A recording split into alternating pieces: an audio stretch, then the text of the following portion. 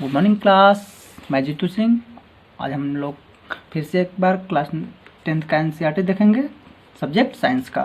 Chapter 6 हो गया था लाइफ प्रोसेस, चैप्टर 7 है control and coordination. Control and coordination पढ़ने से पहले जैसे आप लोग कभी भी स्कूल में जाते हैं तो आपके टीचर के द्वारा आपको क्या किया जाता है, कंट्रोल किया जाता है। यानी आप कहीं पे क्या करें, कुछ ऐसी एक्टिविटी ना करें। इसके लिए क्या है कि कोई ऐसा सिस्टम है यानी जिसके द्वारा क्या है आप कंट्रोल किए जाते हैं। यानी आपको वहाँ पे सिस्टम क्या हो गए, आपके टीचर्स हो गए। वैसे हमारे बॉडी में भी कंट्रोल करने के लिए क्या होंगे, कुछ ऐसे सिस्टम डेवलप होंगे जो हमारे पूरे बॉडी पे क्या करेंगे, कंट्रोल करेंगे। ठीक है, चलिए आइए देखते हैं। In the previous chapter, we look at the life process involved in the maintenance functions in living organisms। हम लोगों ने पहले इसके प्रीवियस चैप्टर, इसके पिछले चैप्टर में पढ़ा था कि लाइफ प्रोसेस यानी किसी ऑर्गेनिज्म को सर्वाइव करने के लिए बहुत सारे लाइफ प्रोसेस करने पड़ते हैं, जैसे रिस्पिरेशन, डाइजेशन, एक्सक्रीशन, सर्कुलेशन, ये सारे क्या हैं, लाइफ प्रोसेस।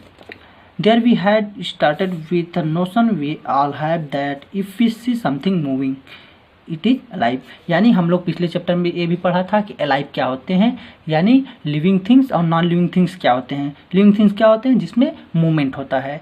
लेकिन ऐसा हम तो नहीं कह सकते हैं कि जो फैन है वो भी तो रोटेट करता है, मूव करता है, तो क्या वो लिविंग है? नहीं, वो क्या है, नॉन लिविंग है।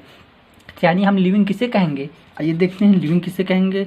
सम of this movement are in fact of result of growth as in plant. किसे कहेंगे, यानी कुछ ग्रोथ को, यानी ग्रोथ को हम रिजल्ट मान के कह सकते हैं कि ऑर्गेनिज्म क्या है, लिविंग है। यानी ग्रोथ हो रहा है तो हम कह सकते हैं कि ऑर्गेनिज्म क्या है, लिविंग है। A seed germinate and grow and we can see that the seedling move over the course of a few days. It push soil aside and come out. यानी यहाँ पे देख रहे हैं कि एक कोई मान लीजिए सीड है, उसको हम सॉइल में क्या कर रहे हैं, सो कर रहे हैं, यानी बो रहे हैं। तो देख रहे हैं कि कुछ दिनों में क्या है, जर्मिनेट हो रहा है। जर्मिनेशन के कारण उसमें क्या हो रहा है, मूवमेंट हो रहा है। यानी हम यहाँ पे कह सकते हैं कि मूवमेंट किसके थ्रू हो सकता है, ग्रोथ के थ्रू भी क्या हो सकता है, मूवमेंट हो सकता है। यानी ऑर्गेनिज्म लाइव है, इसका मतलब मूव कर रहा है, यानी इसमें मूवमेंट किसके थ्रू हो गया, ग्रोथ के थ्रू। लेकिन हम कह सकते हैं कि जो सभी चीज़ें हैं उसमें ग्रोथ के थ्रू ही मूवमेंट होता है। जैसे सपोज दैट हम लोग क्लास में भी बातें कर रहे हैं आप लोग, तो मेरे जो लिप्स हैं ये क्या कर रहे हैं, मूव कर रहे हैं, लेकिन इसमें ग्रोथ हो रहा है नहीं। तो ऐसा हम नहीं कह सकते हैं कि जो ग्रोथ होता है तभी हम कह सकते हैं कि मूवमेंट हो रहा है। लेकिन मूवमेंट हो सकता है बट ग्रोथ जरूरी नहीं है। लेकिन यहाँ सीड क्या है, सीड क्या है, किसके थ्रू मूव कर रहा है, ग्रोथ के थ्रू। But we its growth were to be stop their movement would not happen. कह रहा है कि लेकिन इसका ग्रोथ कुछ समय के बाद क्या हो जाता है, स्टॉप हो जाता है और इसमें मूवमेंट नहीं हो रहा है। इसका मतलब हम कहेंगे कि सीड अलाइव हो गया यानी प्लांट अलाइव हो गया, नहीं, हम ऐसा नहीं कह सकते हैं। Some movement as in many animals and some plants are not connected with growth. यानी कुछ मैंने भी बताया था कि प्लांट और एनिमल कुछ ऐसे होते हैं जिसमें क्या कह सकते हैं हम, मूवमेंट ग्रोथ के थ्रू भी मूवमेंट नहीं होता है, ऐसा हम कह सकते हैं। A cat running, children playing on swing, buffalo chewing cud, these are not movement caused by growth। कह रहा है कि कैट रनिंग, कोई मान लीजिए बिल्ली दौड़ रही है, उसमें ग्रोथ यानी दौड़ रही है तो दौड़ने के थ्रू उसमें क्या हो रहा है, मूवमेंट हो रहा है। इसका मतलब हमें थोड़ा हम कह सकते हैं कि उसको ग्रोथ के थ्रू हो रहा है। चिल्ड्रन प्ले कर रहे हैं तो क्या है, यानी मूवमेंट कर रहे हैं। बुफेलो चेविंग कड, यानी बुफेलो क्या कर रही है, चेव कर रही है, चेव मीन्स चबा रही है, यानी पागुरी कर रही है। तो इसका मतलब हम ये नहीं कह सकते हैं कि उसकी ग्रोथ के थ्रू मूवमेंट हो रहा है। ठीक है, इसको बस जस्ट हमें रीड करना है। इस यहाँ इस वाले पोर्शन से तो क्वेश्चन आने नहीं है, लेकिन हमें वो चीज़ जानना बहुत जरूरी है। चलिए आइए देखते हैं। Why do we associate such visible movement with life. यानी यहाँ पे लाइव मूवमेंट से यानी लाइफ जो है कुछ विजिबल मीन्स दिखाई देने वाले ऐसे मूवमेंट होंगे जो जिसे हम क्या कह सकते हैं कि ये लाइव है। आइए आगे देखते हैं। A possible answer is that we think the movement as a response to change in the environment of the organism. कह रहा है कि response, possible answer to think the movement of response to change in the environment. किसी organism का environment change होता है, उसके through भी क्या होता है, मूवमेंट होता है। जो विजुअली मूवमेंट हमें दिखाई देता है लाइफ प्रोसेस किसी लिविंग ऑर्गेनिज्म में, वो किसके थ्रू भी हो सकता है, यानी उसके इन्वायरमेंट के थ्रू। जैसे आप यहाँ पे क्लास में बैठे हैं, मैंने अभी बम फोड़ दिया, तो आप क्या करेंगे, आप में मूवमेंट होगा। लेकिन वहीं अगर यहाँ पे कोई नॉन लिविंग थिंग्स है, आप कोई बम को क्या कर देंगे, ब्लास्ट कर देंगे, फिर भी वो क्या होगा, वैसे को वैसे पड़ा रहेगा। तो यहाँ पे कह रहा है कि उसके इन्वायरमेंट के अकॉर्डिंग भी क्या होता है, जो ऑर्गेनिज्म में क्या होते हैं, मूवमेंट होते हैं। The cat may be running because it has see mouse. कह रहा है कि कैट में बी रनिंग, बिल्ली दौड़ रही है, क्यों दौड़ रही है, क्योंकि उसने क्या देखा, माउस देखा। माउस इसका मतलब क्या होगा, हमारे इन्वायरमेंट के अकॉर्डिंग ही जैसे हमें रिस्पॉन्स आते हैं वैसा हम एक्टिविटी करते हैं। Not only that, we all think the movement of an attempt by living organism to us change in their environment to their advantage। यानी हम किसी भी एडवांटेज के थ्रू ही क्या करते हैं, जैसे हमारे इन्वायरमेंट में जैसा होगा वैसा हम उसके प्रति मूवमेंट करेंगे, यानी एक कोई भी रिस्पॉन्स हम देंगे जैसे हमारे इन्वायरमेंट में होगा। Plant grow out into the sunshine. आप देखेंगे कुछ प्लांट ऐसे होते हैं जो सन जिधर रहता है आप उसको क्या करें, कमरे में पैक कर देंगे, लेकिन सन की रोशनी जिधर से आएगी, सनलाइट जिधर आएगा उधर क्या करेगा, मूव करेगा। तो यानी हम कह सकते हैं कि यहाँ पे ग्रोथ देख रहे हैं, यहाँ मूवमेंट देख रहे हैं, किसके थ्रू हो रहा है, इन्वायरमेंट के कंडीशन के अकॉर्डिंग हो रहा है।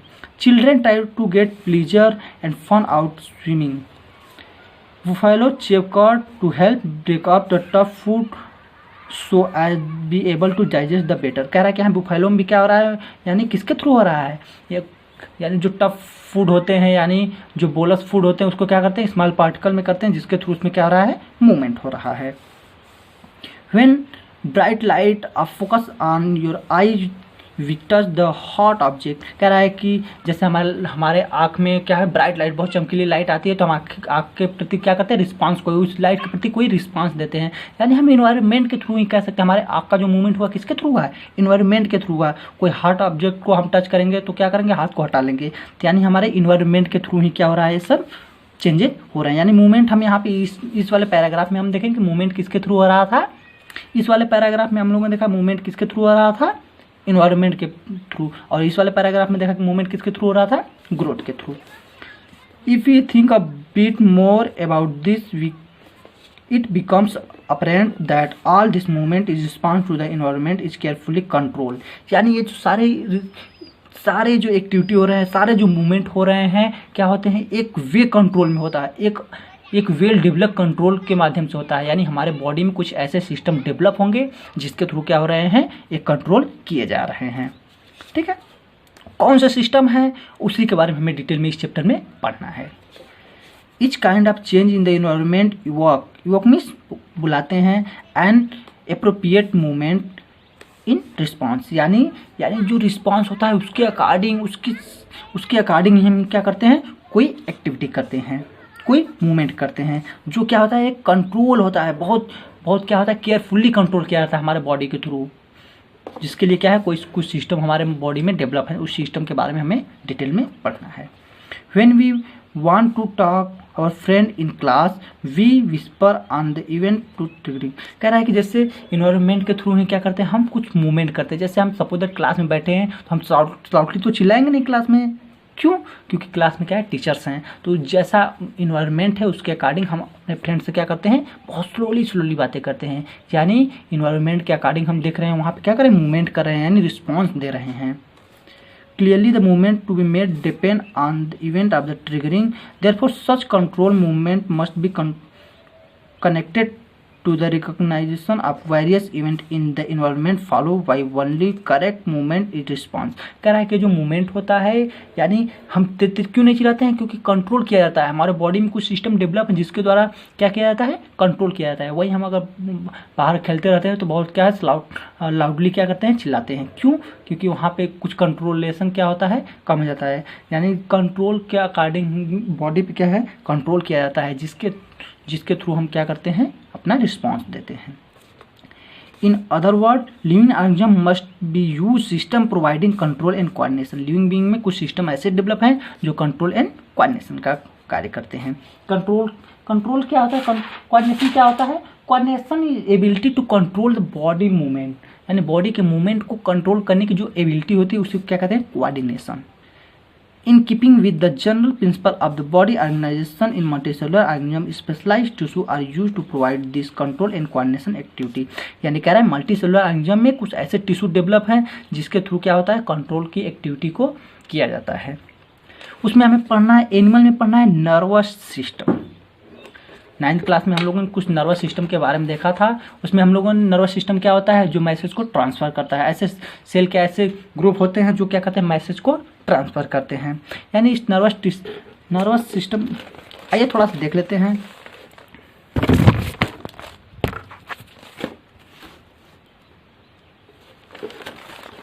कह रहा है in animal such control and coordination are provided by nervous and muscular tissue which have studied in class 9 class में हम लोगों ने पढ़ा था। कुछ ऐसे एक्टिविटी है जो कंट्रोल किए जाते हैं हमारे मस्कुलर टिश्यू के थ्रू होता है और नर्वस टिश्यू के थ्रू होता है।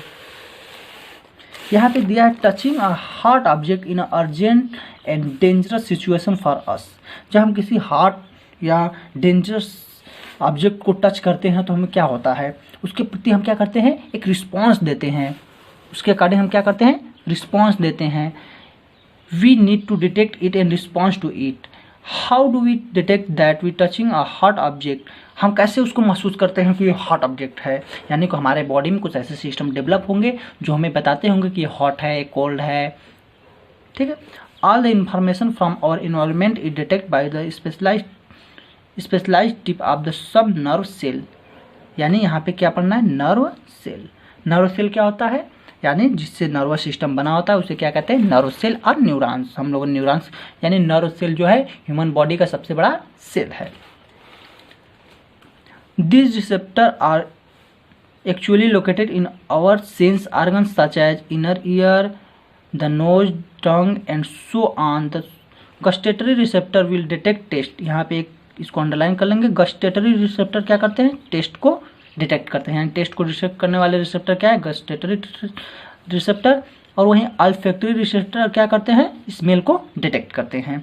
यानी हमारे बॉडी में पूरे जितने भी सेंस ऑर्गन हैं सभी पे क्या होते हैं, नर्व सेल होते हैं।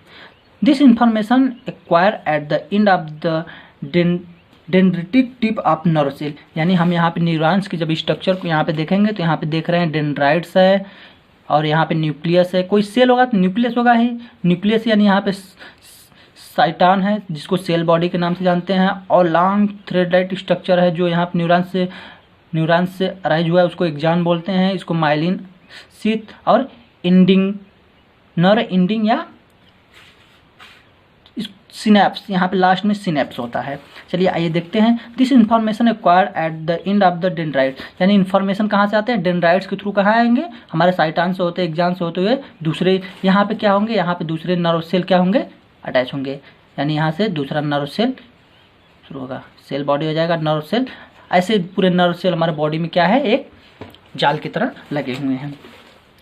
And nerve cell set of the chemical receptor that creates an electrical impulse. क्या करते हैं, इलेक्ट्रिकल इम्पल्स के थ्रू क्या करते हैं, मैसेज हमारे बॉडी में ट्रांसफर होते हैं। ट्रांसफर होने से पहले यहाँ मैसेज हमारे डेंड्राइट से आएंगे। डेंड्राइट से आते हुए सेल बॉडी के थ्रू कहाँ, एक्सॉन के थ्रू कहाँ होंगे, दूसरे नर्व सेल के डेंड्राइट्स पे, फिर ऐसे क्या होंगे, जाते रहेंगे। जो केमिकल यहाँ पे रिलीज होता है उसको बोलते हैं एसिटिकोलिन।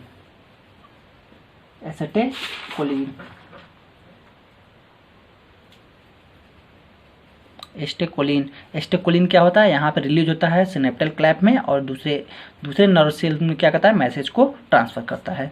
Set of chemical reaction, this impulse travel from the dendrites to the cell body and along with the axon to end. क्या वही मैंने बताया कि डेंड्राइट से कहाँ, एक्सॉन के थ्रू इसमें चले जाएंगे, यानी दूसरे नर्व सेल में।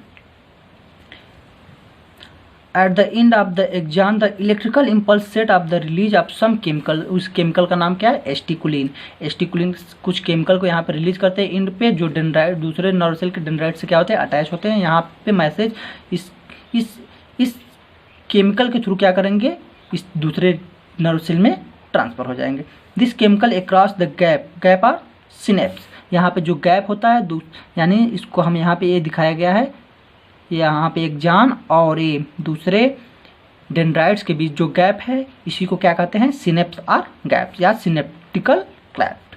And start a similar electrical impulse and dendrite the next neurons. वहीं क्या मैंने बताया था कैसे मैसेज को यहाँ पे ट्रांसफर किया जाता है।